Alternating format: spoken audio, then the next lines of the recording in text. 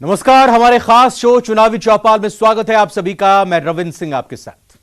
विधानसभा चुनाव से ठीक पहले न्यूज 18 राजस्थान की टीम 200 सीटों पर एक एक करके पहुंच रही है और वोटर्स का मन टटोल रही है। जनता के बीच जाकर हम उनकी समस्याओं और स्थानीय मुद्दों के बारे में पता लगा रहे हैं। तो चुनावी चौपाल में आज देखते हैं बूंदी विधानसभा क्षेत्र का सियासी माहौल संवाददाता चैन सिंह के साथ।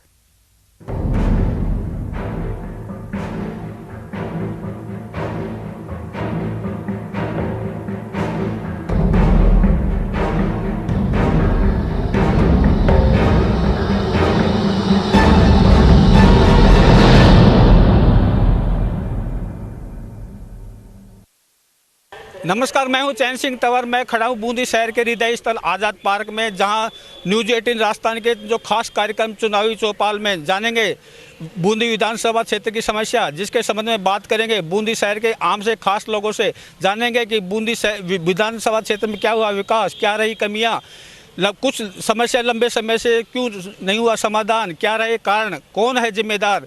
साथ में इसी वर्ष विधानसभा चुनाव होने से क्या रहेंगे मुद्दे। इन सभी समस्याओं को लेकर के, सभी बातों के लेकर चर्चा करने के लिए जानते हैं शहर के लोगों की राय। बूंदी विधानसभा की राजनीति का मुख्य स्थान केंद्र बिंदु तालेड़ा और बड़ड़ क्षेत्र है। बड़ड़ क्षेत्र के लोग आज पीने के पानी के लिए प्यासे हैं, दर दर भटक रहे हैं। सड़कें नहीं हैं। जो सड़कें मंजूर हुई भारतीय जनता पार्टी के शासन में, उन सड़कों का आज तक काम नहीं हुआ और लोग सड़कों पर आंदोलन कर रहे हैं। इसके अलावा जिन स्थानों पर कुएं बावड़ियाँ जो थी वो भी समाप्त हो गई, नए हेडपंप नहीं भरे गए। और विशेष रूप से बड़ड़ क्षेत्र में आज से 40 साल पहले कांग्रेस की सरकार के द्वारा जो आवंटन पर रोक लगाई गई थी, उस आवंटन को आज तक नहीं खोला गया। बारंबार कांग्रेस के नेताओं के द्वारा इस बारे में घोषणा की गई कि हम आवंटन खोलेंगे। पिछले चुनाव में भी वादा किया।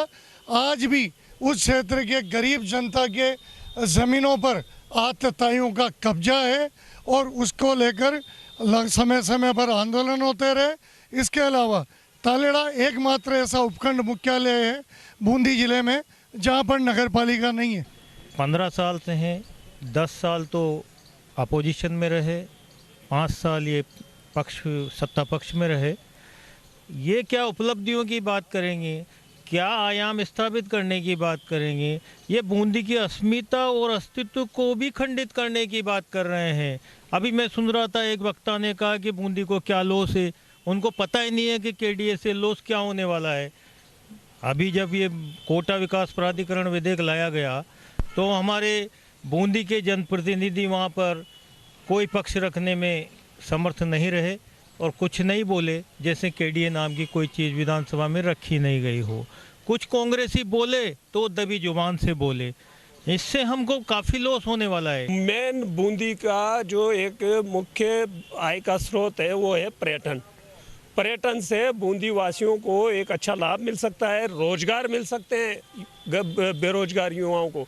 उन पर बूंदी सरकार का कोई ध्यान नहीं रहा। आप देख रहे हैं कि बूंदी में जितने भी मोनूमेंट्स हैं, इनकी दर इतनी है कि पर्यटक इन पे नेगेटिव अपने विचार लिख के जाता है। 70 लाख पर्यटक दिल्ली के अंदर आता है, बूंदी में 17,000 पर्यटक भी नहीं आता।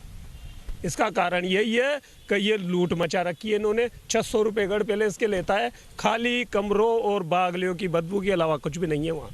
पर्यटक अपनी नेगेटिव रिपोर्ट दे के जाता है यहाँ। बूंदी विधानसभा क्षेत्र में जो विकास हो उससे आप संतुष्ट नहीं? विकास यही कहाँ, आप नागर सागर कुंडों को देखें। बूंदी के एक तरह से यह हृदय स्थल है। इनमें देश विदेश से पर्यटक उनको देखने के लिए तरसते हैं, यूँ झांकते हैं इधर उधर, उनको गेट नजर नहीं आता। वो ठेले ठपाले बिल्कुल हाट बाजार जैसा बाजार कर रखा है। आज बरसों से मैं देख रहा हूँ, किसी नगर परिषद का ध्यान उस ओर नहीं है। बूंदी शहर में जो रास्ते हैं खड्डे युक्त हैं। दूसरा, अतिक्रमण का बाढ़ आ रही है। बूंदी सिटी के लिए पूर्व में 2033 तक मास्टर प्लान बना हुआ था, लेकिन यहाँ पे नेताओं ने उसमें संशोधन करके जो 50-50, 60-60 फीट के रोड थे उनको 40-40 फीट कर दिया। इसके अलावा जो रोड, सारे रोडों में अतिक्रमण हो रहा है। सबसे बड़ी बात तो ये है। इसके अतिरिक्त आप देखेंगे तो यहाँ कांग्रेस हो या बीजेपी हो, उनको बूंदी की जनता से कोई लेना देना नहीं है। उनको सिर्फ अपनी स्वार्थ सिद्धि करनी है। तो क्या मुद्दे रहेंगे जैसे विधानसभा चुनाव नजदीक आ रहे हैं? रोड जो मुख्य रूप से जो जनता की आवश्यकताएं हैं उनकी पूर्ति न तो कांग्रेस कर रही है न बीजेपी कर रही है। पर्यटन दृष्टि से बूंदी बहुत अच्छी जगह है, पैराडाइज है। आप उदयपुर से कंपेयर करेंगे तो अपन बूंदी को भी उदयपुर जैसा बना सकते हैं। जिस जगह आज अपन खड़े हैं, जिस जगह अपन ग्राउंड पे आप बात कर रहे हैं, आप देख सकते हैं कि वहाँ के झूले तक भी टूटे हुए हैं। तो ये तो अवेयरनेस है यहाँ के लोगों की, यहाँ की सरकार की। और जिस तरह से बूंदी में गोवंश हैं, चाहे जिधर गोवंश हैं, कहीं भी आ रहे हैं जा रहे हैं, खुदे पड़े हैं, रोड खुदे पड़े हैं, साफ़ सफाई नहीं है, नीट एंड क्लीन नहीं है। लेकिन इसका दोषारोपण सब पे नहीं दे सकते। इसका दोषारोपण जाएगा यहाँ की जनता को भी जाएगा, क्योंकि अवेयरनेस नहीं है। सबसे बड़ी बात है अवेयरनेस है तो अपन सब आगे बढ़ सकते हैं। कोविड के बाद से बूंदी में फिटनेस के प्रति, स्वास्थ्य के प्रति लोगों में जागरूकता आई है। लेकिन यहाँ पे ऐसा कोई मैदान नहीं है जहाँ पे व्यक्ति जा सके। आज एक ट्रैक बन रहा है, सिंथेटिक ट्रैक बन रहा है, लेकिन जो बड़ा ट्रैक बना हुआ है, बड़ा ट्रैक बनाया हुआ है 1 किलोमीटर का, उसको भी अगर आप जाकर देखें तो उसमें बहुत सारी कमियां हैं। उसकी गुणवत्ता को जांच करना चाहिए, जिससे कि अवेयरनेस, तो इससे क्या शो हो रहा है कि अवेयरनेस की बहुत कमी है। और यहाँ पे कोई ग्राउंड नहीं है, कोई। सबसे बड़ी बात यह है कि यहाँ पे चिकित्सा में भी बहुत कमी है। हर व्यक्ति को तो रेफर कर दिया जाता है, कोटा ले जाओ, सब डॉक्टर के पास जाते हैं और इमीडिएटली अगर कहीं डॉक्टर के पास जाना है तो डायरेक्ट बोल देता है डॉक्टर के पास ले जाओ। विकास नहीं हुआ अभी तक? नहीं, कोई विकास की कोई गतिविधि नहीं है यहाँ पे। हाँ जी, आपकी नज़र में जो बूंदी विधानसभा क्षेत्र में क्या विकास होने चाहिए, जो कहाँ तक हो पाए, कहाँ तक नहीं हो पाए? अभी भी पुराने शहर की हालत बहुत दयनीय है। वहाँ पे आप तालाब की हालत देखिए, बदबू आती है उसमें। और पुराना जो शहर है बिल्कुल उसमें खड्डे हो रखे हैं जगह जगह। जो टूरिस्ट आता है बाहर से, इंग्लैंड और अमेरिका से, ना उनको गार्डन में बैठने के लिए बेंचें हैं। बड़ी मुश्किल से रामगढ़ टाइगर रिजर्व स्टार्ट कराया है। आने वाले समय में कोर में भी सफारी होएगी, टाइगर भी बढ़ेंगे यहाँ पे, तो पर्यटन दिन दोगुनी चौगुनी प्रगति करेगा। आपके हिसाब से क्या होना चाहिए? एक तो पैलेस ऑन व्हील्स का तत्काल प्रभाव, अक्टूबर से यहाँ पे स्टॉपेज होना चाहिए। प्लस सड़कें साफ़ सुथरी हो, ये जो गाय भैंसे रोड पे है, थोड़ी बढ़िया साफ़ सफाई होना बहुत ज़रूरी है। कांग्रेस की सरकार आते ही यहाँ विकास का सारा काम रुक गया। हालात ये है कि जो पैसा भारतीय जनता पार्टी के टाइम पे आवंटित हुआ था, उसको धारीवाल जी कोटा ले गए यहाँ की सड़कों के पैसे को। और हालत ये कि जो सीवरेज के लिए पैसा दिया था, वर्तमान सभापति ने भ्रष्टाचार करके बूंदी शहर में उससे खड्डे ही खड्डे कर दिए और सारे पैसों को भ्रष्टाचार की आग मिला दिया। ये है कि निश्चित रूप से भारतीय जनता पार्टी की सरकार आएगी, यहाँ के विधायक भी भारतीय जनता पार्टी बनेंगे और वापस विकास की गंगा बहेगी। जो विकास 13 से 18 के बीच में अधूरा रह गया वो आगे बढ़ेगा। यानी विकास बिल्कुल भी नहीं हुआ 5 साल के दौरान? बिल्कुल, कांग्रेस सरकार में केवल भ्रष्टाचार हुआ और भ्रष्टाचारियों को बचाने का काम हुआ और कोई विकास नहीं हुआ। मेरे पास तथ्य, कोई भी नेता अगर मेरे साथ डिबेट करना चाहे तैयार हूँ। ये जैसे इनका कहना है कि जो पिछले 5 वर्षों के दौरान बूंदी विधानसभा क्षेत्र में किसी प्रकार का विकास नहीं हुआ है। क्या सारा गोवंश आज की तारीख में रोड पे है, जबकि माननीय यशस्वी मुख्यमंत्री द्वारा प्रत्येक जिले के अंदर गौशाला का निर्माण के लिए स्वीकृति जारी कर दी गई है। और यहाँ तक कि अभी प्रशासन द्वारा भी 27 बीघा जमीन नगर परिषद को आवंटित कर दी गई है। लेकिन नगर परिषद की अधर्मिता के कारण, या हो सकता है कोई इसमें भी भ्रष्टाचार, जब तक इनका परसेंटेज नहीं हो तब तक ये कार्य नहीं हो पा रहा है। और इसीलिए गोवंशों के द्वारा 28-29 दिन से लगातार धरना दिया जा रहा है, जिसकी कोई सुनवाई नहीं। नंदी में पड़िया में जो पड़िया उड़िया कोई गेला का तो कुछ भी को आज की तारीख में लगवाई डिलीवरी हो जाओ तो कोई लाभा की जगह कोई नहीं। तो किसी प्रकार कुछ भी कोई नहीं। बूंदिया हुआ तो गाड़ी ने एक जगह यूँ चला, यूँ कर जाएगी तो आगे पड़ोगे। मतलब किसको जिम्मेदार ठहराते हो आप इसके लिए? हाँ, किसको जिम्मेदार दोषी ठहराते हो? सरकार ने कुछ नहीं कराया। कुछ भी नहीं कराया। तो इस बार विधानसभा चुनाव है, किसको वो जो मगज जमा दूर हो डालेंगे। जो भी विकास की अगर हम बात करें तो ग्रामीण में और शहर में एक ऊँट के मुंह में जीरा वाली बात है। क्योंकि सरकार की योजनाएं तो बहुत आई है और सरकार ने तो बहुत पैसा भी दिया है, लेकिन कहीं अगर विकास की बात करें तो हम 5 वाली विधानसभा को देखें, अशोक चाहना जी ने हिंडोली में कितना विकास किया है। पैसे तो आ रहे हैं सरकार के, बाकी जो यहाँ के कुछ नेता हैं, जो कांग्रेस के जो प्रत्याशी रहे हैं, जिनके पास पैसे आ रहे हैं, पता नहीं वो पैसे कहाँ जा रहे हैं। तो यहाँ बूंदी की हालत और ग्रामीणों की हालत जो देखने को मिल रही है वो बहुत ही नाजुक है। मेरे वार्ड में हालात ये है कि सड़क 3 बार पास होगी, सभापति ने 3 बार उस सड़क को कैंसिल कर दिया, जबकि वो सड़क आज से 30 साल पहले बनी थी। जबकि बूंदी शहर में मैं चैलेंज करता हूँ, यहाँ बैठे हुए जितने भी नेता हैं, 80 फुट चौड़ा रोड किसी कॉलोनी में हो तो बता देना। 80 फुट चौड़ा रोड आज दिन तक हम लोगों ने बचा के रखा है, किसी को अतिक्रमण नहीं करने दिया रोड वालों को। फिर भी उस रोड की ये हालत कर रखी है कि आज उसमें 50 गड्ढे, नाली का कचरा निकाला जाता है और खड्डे में भर दिया जाता है।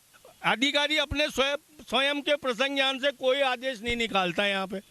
यहाँ तो खाली एक दिखता है, व्हाट्सएप पर फलाना नहीं, यो लिख दियो, फेसबुक पर फलाना नहीं या डाल दी, कहीं उमा मुकदमा दर्ज करे, प्रशासन पाबंद करे, खाली और कहीं न करे। यहाँ देखो, बूंदी का जो मेन विजन है, बूंदी में लोगों को रोजगार और अन्य साधन मिले।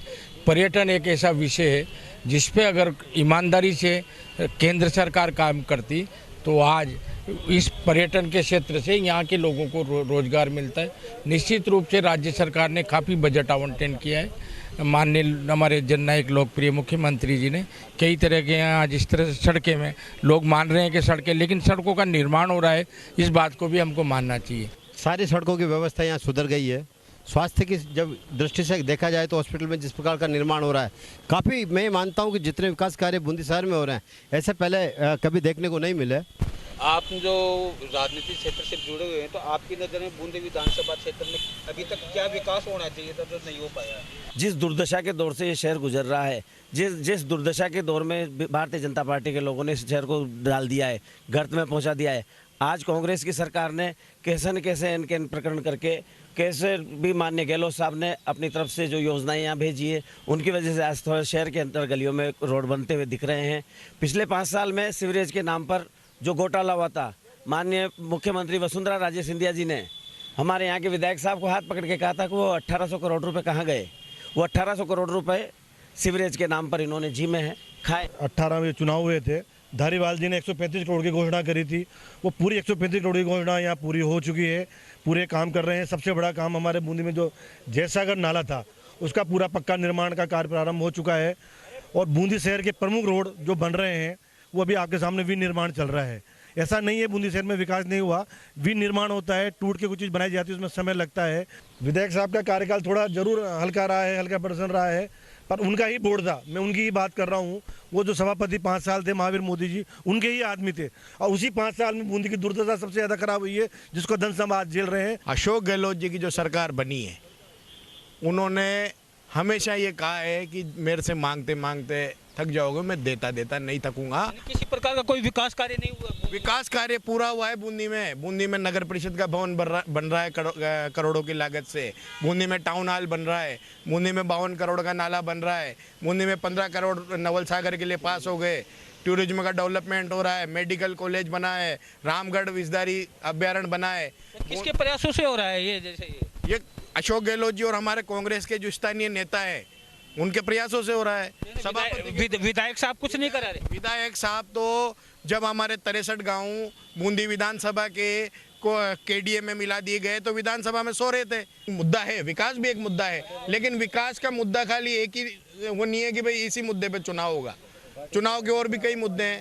धार्मिक जो कट्टरवाद फैला के वोट लेने का जो पार्टियां काम कर रही है, तुष्टिकरण का नाम तो लेते हैं और खुद जो लोगों को भड़काती है, भाई को भाई से लड़ा रही है, उन लोगों को सबक सिखाने का भी मुद्दा है। यहाँ कृषि आधारित विकास हो सकता है, यहाँ पर्यटन के आधार पर विकास हो सकता है।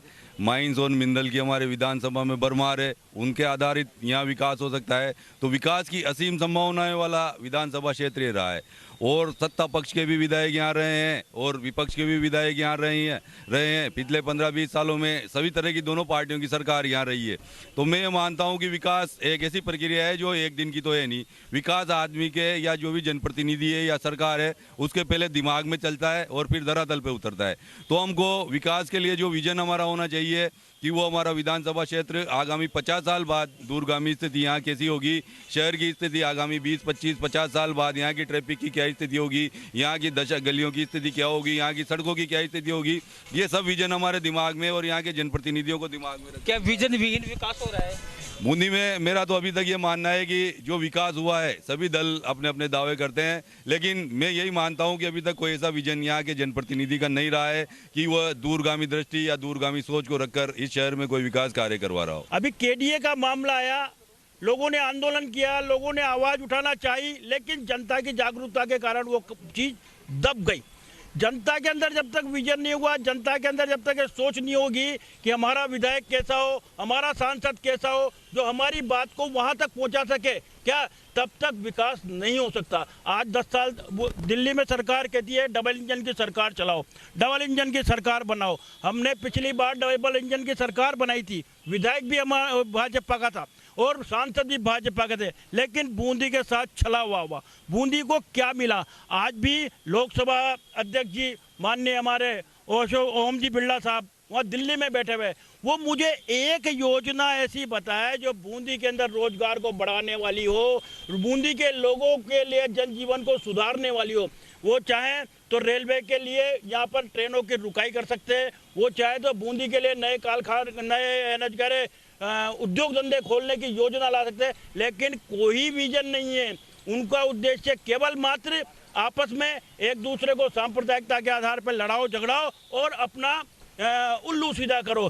किसी प्रकार का कोई विकास नहीं हुआ। विकास कांग्रेस की देन है। बूंदी में जो कुछ भी हुआ, चाहे आज मेडिकल कॉलेज हो, जो अस्पताल के सामने आप बिल्डिंग देख रहे हैं, ये कांग्रेस की देन है। चाहे बस स्टैंड का रोड हो, वो कांग्रेस की देन है। पिछले 25 साल से वो रोड इतना टूटा हुआ था और है ना, विधायक जी थे, जयपुर में सरकार थी, दिल्ली में सरकार थी, लेकिन एक पत्थर उसके अंदर नहीं लगा। ये बात सही है कि जो विकास की योजनाएं बनी वो क्रियान्वित रूप से ढंग से नहीं बनी। जैसे हमारा मेडिकल कॉलेज है, आज यहाँ से 8 किलोमीटर 10 किलोमीटर दूर डाला है। हमारा केंद्रीय विद्यालय है, वो ग्रामीण परिप्रेक्ष्य के 20 फुट के रोड में डाला हुआ है, उस तक बच्चों का पहुँचना भी नामुमकिन जैसी प्रक्रिया है। हमारा मेडिकल कॉलेज का पार्ट 2 जो बनना था, हमारा शहर की जो भूमि जो वन विभाग से मुक्त होनी थी, वो आज तक डी-नोटिफाइड नहीं हुई। डी-नोटिफाइड नहीं होने के कारण से हमारा जो नैनवा रोड का जो क्षेत्र है, उसमें मेडिकल कॉलेज आना था जो आ नहीं पाया, उसमें पॉलिटेक्निक कॉलेज आना था जो नहीं आ पाया। माननीय सीपी जोशी साहब भी उसका उद्घाटन करने आए थे, मगर सीपी जोशी साहब ने जब देखा कि ये तो वन विभाग की अभी भी डी-नोटिफाइड नहीं हुआ है, कसरा नंबर 2 और 3 आज भी उससे वंचित है। ये किसको जिम्मेदार मानते हैं? दोनों ही सरकारें और उनके प्रतिनिधि जिम्मेदार है। और मेरा ये कहना है, जब तक ये सीनियर सिटीजन, ये युवा, इनको युवाओं को भागीदारी नहीं देंगे, इनको मार्गदर्शक के रूप में रहना चाहिए, क्योंकि इनके विजन शून्य हो चुके हैं। इनके विजन से आज भी गड्ढे नहीं भरे हैं। आज नमाना की सड़क देख लीजिए, आज गर्दा की सड़क देख लीजिए, आज कई सारे ग्रामीण क्षेत्रों की देख लीजिए। धान का कटोरा कहलाता है बूंदी शहर, और पर्यटन की दृष्टि से हम आड़ोती सर्किल को डेवलप कर सकते हैं। और नंबर 3 बात, ये छोटी काशी कहलाती है। खूब सारे पर्यटन आवश्यकता है, मगर यहाँ पर विजन विहीन नेताओं का चुनाव हुआ है, इसी का परिणाम भुगत रहे हैं। आप देखिए कि खोजा गेट पे जो रोड बना है, आप भी पत्रकार हैं, आप जाके मौखिक रूप से वहाँ पे देखेंगे तो आपको लगेगा कि ये 1 करोड़ 30 लाख का रोड था वो खोजा गेट का। उसका निर्माण हुआ है अभी 1 महीना हुआ है उस निर्माण को, आज पूरा टूट चुका है वो रोड। दूसरा, पर्यटन की नज़र से बूंदी में व्हील ऑन पैलेस रुकनी चाहिए। यहाँ पे पर्यटन बढ़े बूंदी के अंदर। बूंदी का पैसा बाहर चला जाता है, बाहर का पैसा बूंदी में नहीं आ रहा। जब तक बाहर का पैसा बूंदी में नहीं आएगा तो विकास नहीं हो सकता है। तो आपके जो पिछले 15 साल से भाजपा के विधायक डोगरा जी, इन्होंने कोई विकास कार्य नहीं कराया? डोगरा साहब ने इतना विकास कराया, जब तो हर बार जनता उनको चुन के भेज रही है। अगर विकास ही नहीं कराते तो बार बार थोड़ी विधायक बनते। जनता इतनी पागल तो नहीं है कि उनको बार बार चुन के भेज रही है विधानसभा में। जो भी विकास होता है उसके लिए जनप्रतिनिधियों का विजन होना जरूरी है, उनकी सोच होना जरूरी है। शासन कभी बीजेपी का कभी कांग्रेस का आता रहता है। सौभाग्य से या दुर्भाग्य से हमारे प्रिय भाई, हमारे मित्र डोगरा साहब 15 साल से एमएलए हैं, 10 साल से लोकसभा सदस्य हमारे हैं। ओम जी हमारे भाई हैं, बीजेपी के हैं। तो बीजेपी कांग्रेस का प्रश्न नहीं है विकास ना बीजेपी का प्रश्न है ना कांग्रेस का प्रश्न है। विकास के लिए जन नेताओं का विजन होना चाहिए। जैसे कोर्ट इतनी कंजेस्टेड हो गई, मैं हमेशा से कहता रहा हूँ बस स्टैंड को कोर्ट में मिलाओ और कोर्ट को उठा के इसको बस स्टैंड को वहाँ पुरानी सब कृषि उपज मंडी में लगाओ। मैंने कहा कि गौशाला के लिए ज़मीन जो अलॉट हो गई तो पशु चिकित्सालय को भी वहाँ शिफ्ट करो और यहाँ इसको पशु चिकित्सालय को हटा कर यहाँ एक बड़ा ग्राउंड बनाओ। तो जब तक राजनेताओं का, चाहे वो कांग्रेस के हो चाहे बीजेपी के हो, विकास उन्मुख सोच नहीं होगी, विजन डेवलप नहीं होगा, जब तक विकास बड़ा मुश्किल है। तो आपके नज़र में विधानसभा चुनाव है, क्या मुद्दे रहेंगे, मुख्य मुद्दे क्या रहेंगे इस बार? बड़ा ही संवेदनशील प्रश्न पूछा है। 2014 से देश में क्या मुद्दे चल रहे हैं, आप जैसे वरिष्ठ पत्रकार को बताना मैं नहीं समझता कि ज़रूरी है। मुद्दा विहीन है स्थिति पूरे देश की। जिन मुद्दों, विकास की कोई बात नहीं करता देश में, महंगाई की कोई बात नहीं करता, बेरोजगारी की कोई बात नहीं करता, हर कुछ न कोई ऐसा नया शगुफा आ जाता है कि बात करने की गुंजाइश ही नहीं रहती मूल समस्याओं पे। इसलिए आप वरिष्ठ पत्रकार हो, आप जानते हो कि विकास की बात कब की जानी चाहिए और किन मुद्दों पे की जानी चाहिए। देश में कितने मुद्दे हैं, बूंदी नहीं, हर जगह इतने मुद्दे हैं जिनकी हद नहीं, लेकिन उन मुद्दों में कोई बात ही नहीं कर रहा। हम कांग्रेसी हैं, हम कहते हैं बीजेपी वालों ने कुछ नहीं किया, बीजेपी वाले कहते हैं कांग्रेस ने कुछ नहीं किया। वास्तव में हुआ क्या है बूंदी में? कुछ नहीं हुआ। ऐसा है कि बूंदी विधानसभा क्षेत्र शुरू से ही उपेक्षित सा रहा है। जनप्रतिनिधियों की उदासीनता के चलते न तो शहर में पूरी तरह विकास हो पाया है और न ग्रामीण क्षेत्र को पूरी तरह से जो विकास होना चाहिए वो हो पाया है। ग्रामीण क्षेत्र में आदिवासी बाहुल्य क्षेत्र है, वहाँ पर ऐसी अपार संभावना है जहाँ पर बड़े बांध, एनीकट्स बने ताकि उन लोगों का जीवन स्तर ऊंचा है। खेती से जुड़ी समस्याएं हैं, कई तरह की ग्रामीण समस्याएं हैं, लेकिन उदासीनता के चलते अभी तक उनको पूरी तरह से ग्रामीण क्षेत्रों में भी पूरा विकास नहीं हो पाया है। तो क्या मुद्दे होने चाहिए जैसे विधानसभा चुनाव आ रहे हैं? ऐसा है, सबसे बड़ा मुद्दा तो इस क्षेत्र में जो है वो एक तो किसानों के लिए जो मैं समझता हूँ कि पानी का बहुत बड़ी समस्या है किसानों के साथ में, और जब तक पूरे क्षेत्र का सर्वे करवा कर बड़े बड़े एनीकट्स और बड़े बड़े डैम्स यहाँ बनने चाहिए। इसके साथ साथ जो सड़कों की समस्या है ग्रामीण क्षेत्र में वो भी काफ़ी समस्या इस समय रही है। सरकार द्वारा कई योजनाएं यहाँ पर लागू की गई हैं और सरकार ने जन कल्याणकारी ग्रामीण क्षेत्र के लिए कई योजनाएं किसानों को 2000 यूनिट बिजली फ्री की है, लेकिन जनप्रतिनिधियों की उदासीनता से पूरी तरह से ग्रामीण क्षेत्र में विकास नहीं हो पा रहा है। जब से कांग्रेस का बोर्ड बूंदी में बना है, निरंतर प्रयास रहा है आदरणीय भाई साहब हरिमोहन जी का भी कि बूंदी में विकास हो, और उसी की सोच के साथ हम बूंदी में विकास कर रहे हैं। ये जब पूर्व में बीजेपी का बोर्ड था, बीजेपी वाले हमारे भाई ये बताएं कि कितना उनके टाइम पे विकास हुआ है। वर्तमान में जो कांग्रेस का बोर्ड है, निरंतर हमने वार्डों में काम किए हैं। 43 वार्ड हैं, ना बीजेपी का ना कांग्रेस का हमने पक्ष लिया है। हमने सबके वार्डों में काम करा के ये एक नई मिसाल कायम की है। शहर में भी काम हो रहे हैं, अदालत का ले लीजिए आप, रोड का काम, इसके अलावा पूर्व जो अभी यहाँ कोतवाली से लेके जो बाज़ार का काम हुआ है हमारे, इसके अलावा कई काम हमने किए हैं। जो शहर की जो प्रमुख सड़कें हैं अधिकतर देखने में आ रहे हैं कि जो शहर के प्रवेश द्वार है अधिकतर, हम उसके लिए पूरा प्रयास कर रहे हैं, निरंतर प्रयास जारी है हमारा। इसके लिए अभी देवपुरा का जो काम चालू हुआ है वो आप देख रहे हैं, धीरे धीरे समय तो लगता है। नगर परिषद की जाने वाले बोर्ड ने किस तरीके से, आप जानते हैं कितना कर्जा छोड़ के गई है, उसके बावजूद भी हमने पहले उन कर्मचारियों का कर्जा चुकाया, हमारे संसाधन उपलब्ध करवाए। उसके बाद जब ये सारा कर्जा चुका, उसके बाद हम आगे बढ़े, लोगों का कर्जा भी दिया, उसके बाद हम निरंतर बड़े बड़े रोड बना रहे हैं। ये आपकी नज़र में है।